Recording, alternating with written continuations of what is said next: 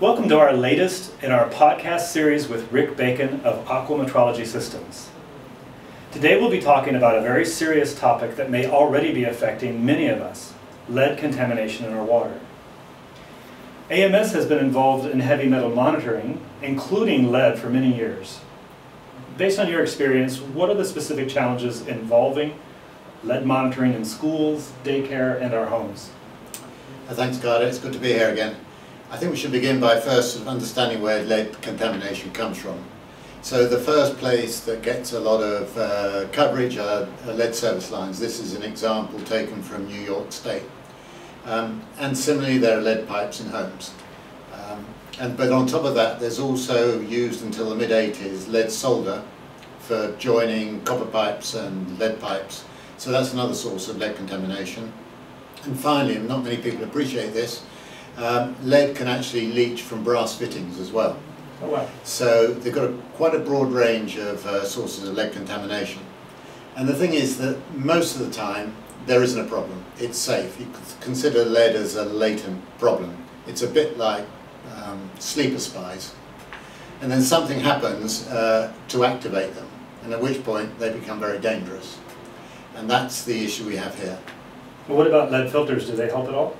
Well, yeah, absolutely. Lead can filter out, filters can remove the lead on an ongoing basis. The issue is that when the lead goes from being a latent problem to an acute problem, in other words, there's a sudden spike, the lead filters will get overwhelmed very quickly, much more quickly than would have been anticipated, and then the lead breaks through and goes through into the drinking water. So 9 times out of 10, what happens is that breakthrough, that sudden lead spike happens and we don't know about it. And that's an issue. That's what happened in Newark, when there was this lead spike, and that's why the filters were considered to be not working. They had been working, but they were simply overwhelmed. So I think of this a bit like if you go fishing. You go fishing and you don't catch anything. Does that mean there are no fish in the lake? Does it also mean there are no fish in the lake next to you, in other words, your neighbour? Right. And if you then come back maybe an hour later or a day later or 2 weeks later and catch fish, was your initial conclusion right or wrong? And that's the issue with lead monitoring. And I take as an example, I've got a report here from Cambridge, Massachusetts, their water quality report. And here they give quite a lot of detail, but one of the things that makes very clear, they tested in 2017, so 2 years ago, 61 houses out of 15,000 houses for lead.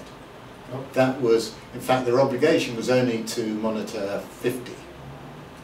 They went a bit further. But that gives you a sense of how incomplete sampling is of at-risk homes. And that's where the system breaks down.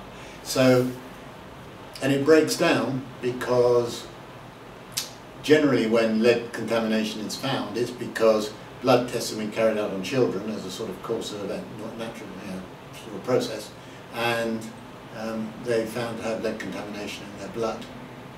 So what we've really ended up doing is using the kids as sensors, detectors for lead contamination. And there has to be a much more reliable way of addressing this problem than waiting for those sort of indicators to appear. No, that's really frightening. Lead contamination truly is a complex and concerning problem, and we certainly can't wait for our children to be the test for that. Well, thank you, Rick Bacon, for joining us today, and wanted to tell you all that on our next podcast, please join us as we discuss the EPA's most recent proposal for changes to lead monitoring.